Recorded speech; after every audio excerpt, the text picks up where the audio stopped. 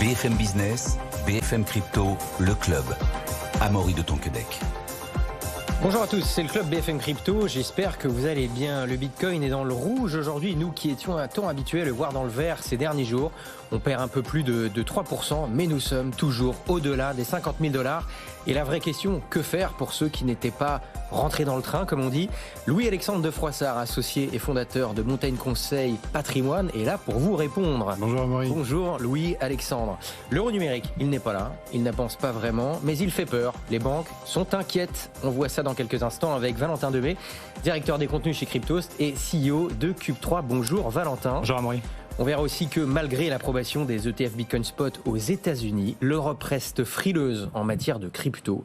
C'est en tout cas ce que nous dit la société de gestion d'actifs VanEck. Mais d'abord, Louis-Alexandre, c'est la grande question du jour. Bitcoin est encore au-delà des 50 000 $, en tout cas pour l'instant. Beaucoup de gens se demandent que faire. C'est-à-dire que faire souvent les gens qui ne sont pas encore rentrés dans ce marché. Louis-Alexandre, est-il encore temps ? Alors en fait, on se concentre énormément sur le prix. Or, Bitcoin, c'est tout à fait autre chose qu'un prix, même si je comprends qu'il soit légitime de s'interroger sur les niveaux de prix pour dire est-ce qu'il est trop tard pour rentrer, est-ce que c'est le moment, pas le moment, on devrait retracer par tracer. En fait, moi je ne vais pas vous parler de prix, je vais vous parler de fondamentaux. D'abord, les fondamentaux de Bitcoin n'ont pas changé. C'est toujours la même blockchain qui a toujours les mêmes caractéristiques, même si de plus en plus de gens l'adoptent et maintenant les ETF achètent des bitcoins, les fondamentaux intrinsèques de Bitcoin n'ont absolument pas changé. Petit 1. Petit 2, les fondamentaux économiques. Il ne faut pas oublier que Bitcoin a été créé par rapport à un système bancaire un peu fragilisé et par rapport à une croissance monétaire. On crée de la monnaie. Eh bien ça n'a pas changé. Et si on parle de réduction des taux dans le courant de l'année 2024, ça veut dire que de nouveau l'orthodoxie monétaire des banques centrales va être mise à mal. Donc c'est-à-dire, là aussi on a des fondamentaux qui ne bougent pas. Enfin, on va parler des monnaies numériques de banque centrale, on va en parler tout à l'heure. Eh bien sachez que les pays où on a voulu imposer des monnaies numériques de banque centrale, je parle du Nigeria, ont amené une forte acceptation de Bitcoin. Donc on a, si vous voulez, des fondamentaux qui sont là, qui sont importants. On a une géopolitique qui est encore perturbée. On sait très bien que Bitcoin est un élément de géopolitique. Si tous les États se mettaient contre Bitcoin, ce serait peut-être dangereux, mais en tout cas, il est loin d'avoir l'unanimité contre lui. Bon, les fondamentaux de Bitcoin donc ne changent pas, quel que soit le cours. Donc ça, c'est une première information, Louis-Alexandre.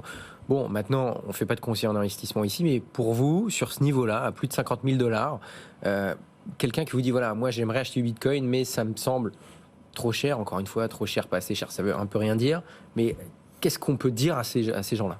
Je vais vous donner un fait et puis après un conseil. Le fait, c'est que en avril 2022, quand je suis arrivé sur ce plateau pour la première fois, j'ai conseillé 100 € par mois sur Bitcoin, 100 € par semaine sur Bitcoin. Aujourd'hui, on peut faire le résultat des courses. On sait que ce conseil-là, alors que ça a baissé puis remonté, c'est une performance de 95,73% à aujourd'hui pour ceux qui ont suivi cette préconisation. Bon, donc ce qui veut dire que même dans un marché baissier puis haussier, on a fait une très très belle performance. Donc ce qui veut dire que je vais vous dire, achetez régulièrement, sans y réfléchir, du Bitcoin toutes les semaines. Et après, ne vous projetez pas à 1 mois, 6 mois, halving, pas halving, bull run, pas bull run. Si les fondamentaux n'ont pas changé, ça veut dire que vous pouvez vous projeter dans le Bitcoin jusqu'au prochain cycle. Le prochain cycle, ça veut dire 4 ans de plus. Donc, projetez-vous dans Bitcoin sur les 5-6 années qui viennent. Et à ce moment-là, la question du niveau actuel n'est plus une question, surtout si vous achetez régulièrement. Bon.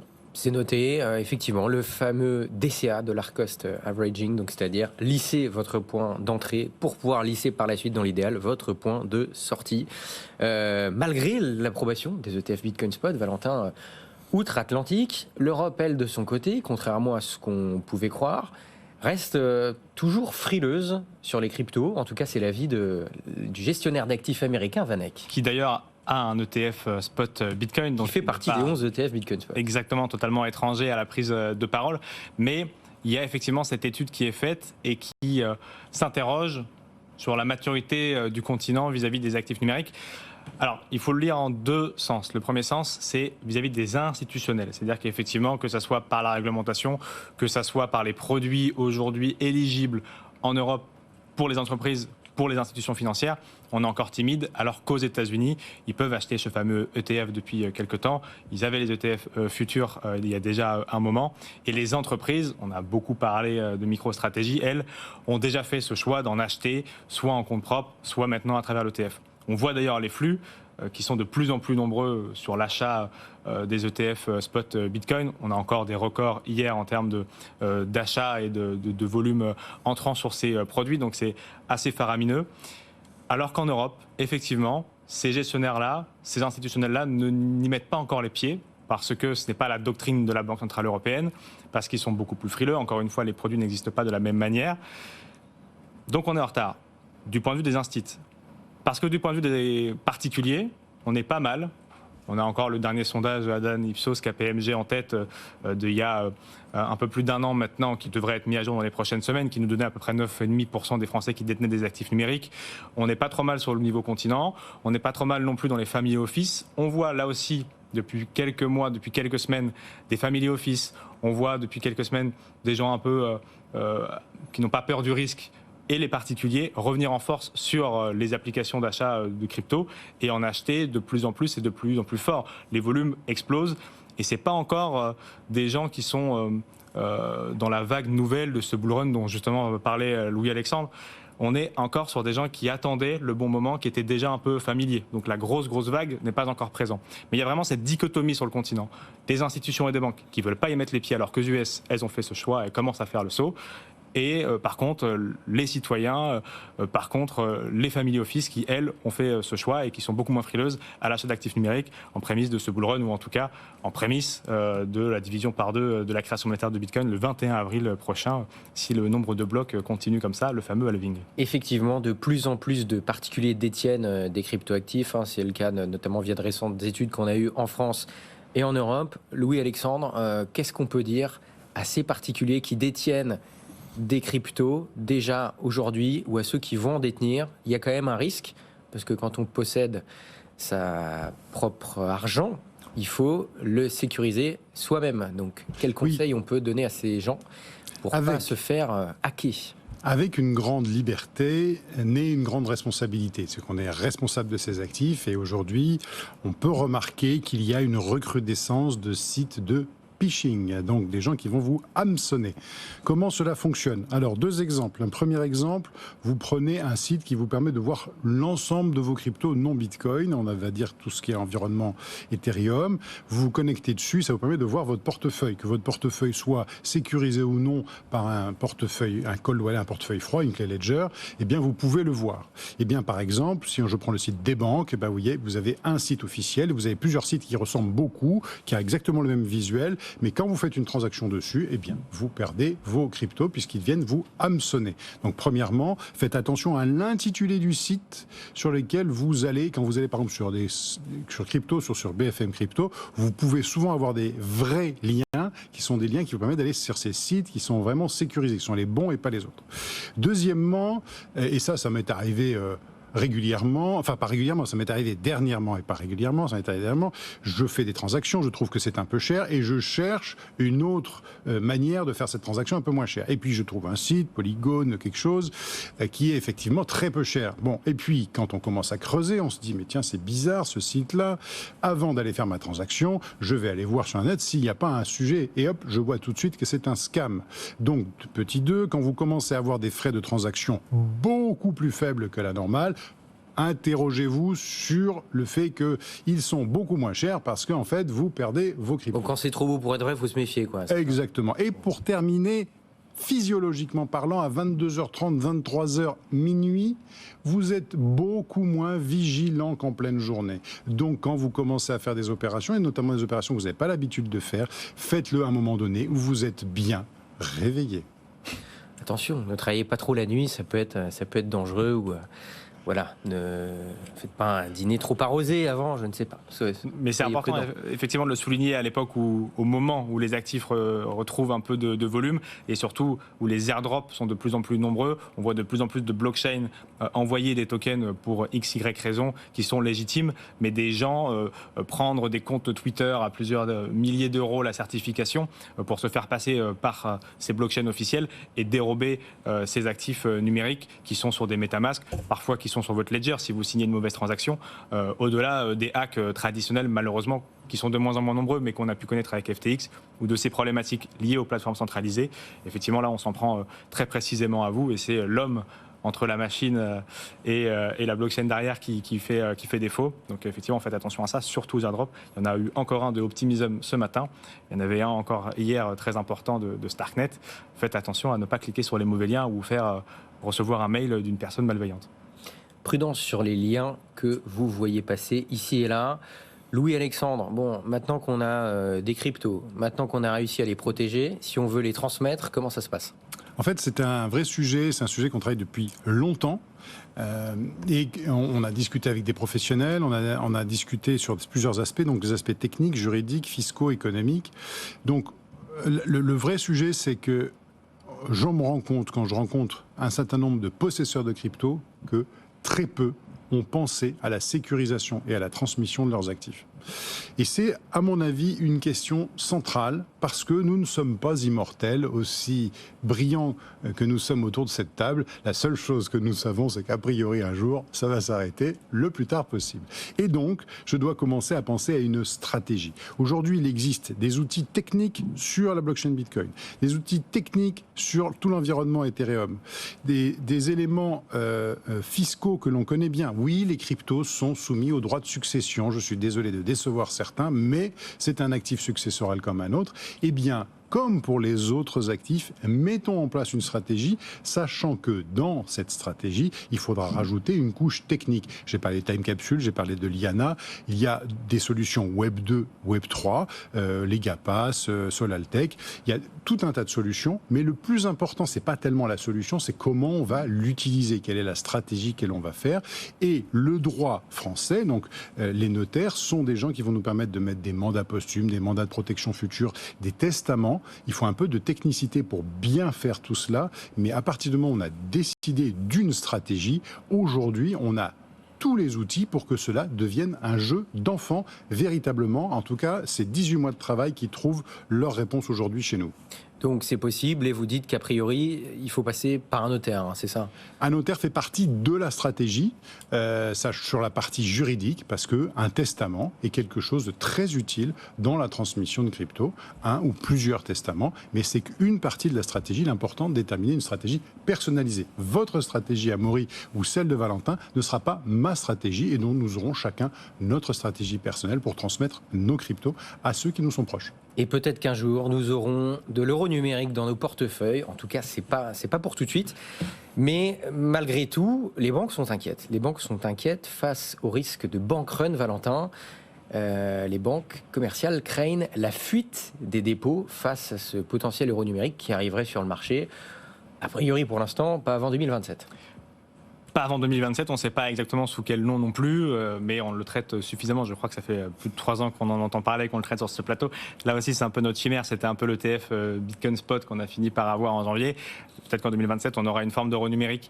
Là, la nouvelle information qui émane de début de semaine de la part de la BCE, c'est de nouveau pour rassurer les banques commerciales qui peuvent craindre qu'effectivement les euros qu'on dépose tous dans les banques commerciales qu'on connaît, qu'on utilise chaque jour, quittent en partie le compte de ces banques pour aller sur un wallet, pour aller sur un portefeuille numérique détenu par la Banque Centrale Européenne, avec du coup comme objectif de sécuriser davantage son épargne, puisque on peut imaginer qu'une banque commerciale fasse faillite là où c'est moins imaginable pour la Banque Centrale Européenne. Donc, a priori, dans sa vocation de monnaie, ce serait plus logique de le basculer sur un wallet détenu par la Banque Centrale Européenne.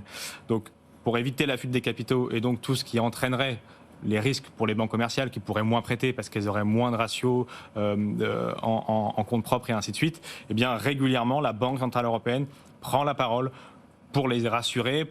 on a d'abord eu certaines réassurances vis-à-vis du quota que pourront détenir les Français à travers ce potentiel wallet d'euros numériques. Ça a été une dizaine de milliers d'euros à une époque. C'était 5 000, ça descend autour de 3 000, 2 000. Maintenant, on n'entend plus parler de ratio parce qu'ils ne sont pas encore totalement sûrs. Mais ce qui est certain, c'est qu'ils veulent vraiment, la Banque Centrale Européenne, par le biais de cet euro numérique, être un moyen de paiement que les citoyens pourraient détenir à petite quantité, que les commerçants ne pourront pas garder en compte propre, qui ne servira donc que au moment de transitoire du paiement. On sait aussi qu'a priori, il ne générera pas d'intérêt, donc il n'y aurait pas forcément d'intérêt justement à le détenir. Et tout ça, encore une fois, pour rassurer les banques commerciales et faire en sorte que on n'ait pas des banques qui soient en difficulté comme on l'a vu outre-Atlantique ces derniers mois. C'est quelque chose qui a été répété par la Banque centrale.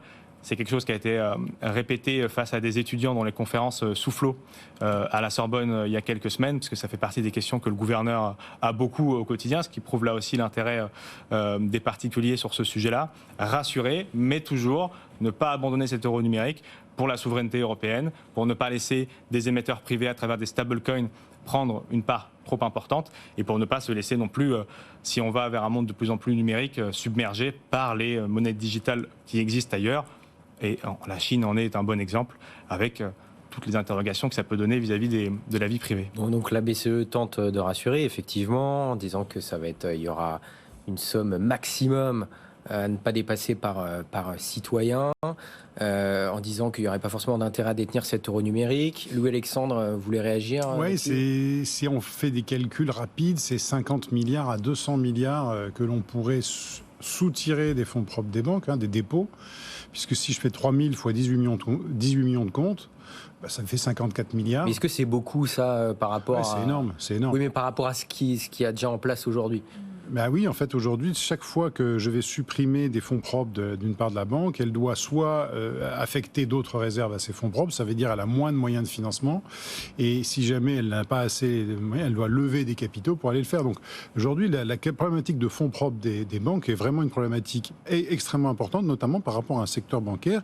Si vous regardez l'indice des banques cotées en bourse depuis 2008, il est moche. Et les banques françaises encore moins. Donc on a quand même un secteur qui est considéré comme un peu fragilisé, même s'il paraît en bonne santé. Il est quand même un peu fragilisé dans ses ratios. C'est pas le moment d'aller tirer le tapis. Donc je pense qu'il faudra que ça soit fait quelque chose en forte collaboration entre la BCE et les banques commerciales. Avant de passer au top ou au flop, Valentin, un mot là-dessus. C'est vrai que cette analogie a été faite par la Banque Centrale Européenne, et pour prendre un exemple qui va dans le sens du calcul de Louis-Alexandre, la Banque Centrale Européenne dit la monnaie en circulation sous la forme de billets, c'est 1500 milliards. Et ça ne met pas en difficulté le système bancaire.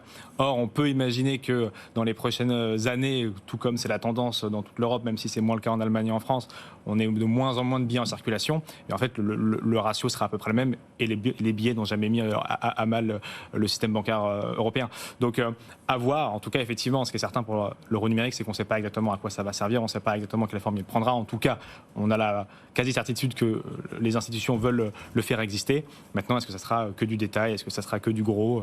Ça reste encore à imaginer, mais bon, il nous reste 3-4 ans. Bon, en attendant, c'est l'heure du top ou du flop de la semaine. Voilà, dans cette émission maintenant, chaque invité me donne son top ou son flop de la semaine. On va voir le flop de Valentin en quelques instants. On n'a pas échangé là-dessus, Louis-Alexandre de Froissart. Donc, si en 2 minutes, vous arrivez à me trouver votre top ou votre flop de la semaine, vous me faites signe. Mais sinon, déjà, on commence avec Valentin, qui a un flop. Je crois que Valentin, vous êtes inquiet pour les stablecoins, qui pourraient être interdits en Europe d'ici le mois de juin. Ce qui est amusant, c'est que je ne vous ai pas dit si c'était un top ou un flop. Je vous ai dit top ou flop, et je vous ai donné le thème. Et c'est vous, Amaury, qui j'essaie de lire dans votre esprit. Peut-être qu'effectivement, alors c'est un top ou un flop?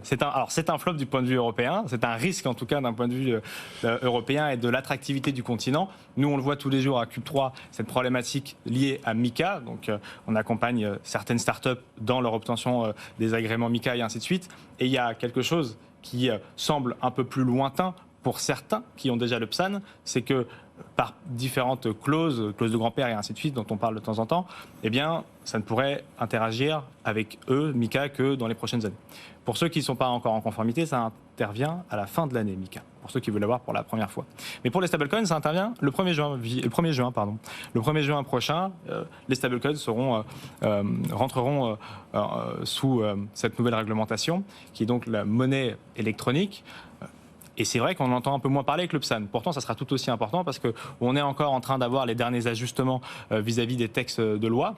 Mais ce qui est certain, c'est que pour continuer d'exister, de grossir et d'être listés sur les plateformes PSAN, les stablecoins devront avoir cet élément de monnaie électronique. Peu l'ont aujourd'hui et les plus gros ne l'ont pas.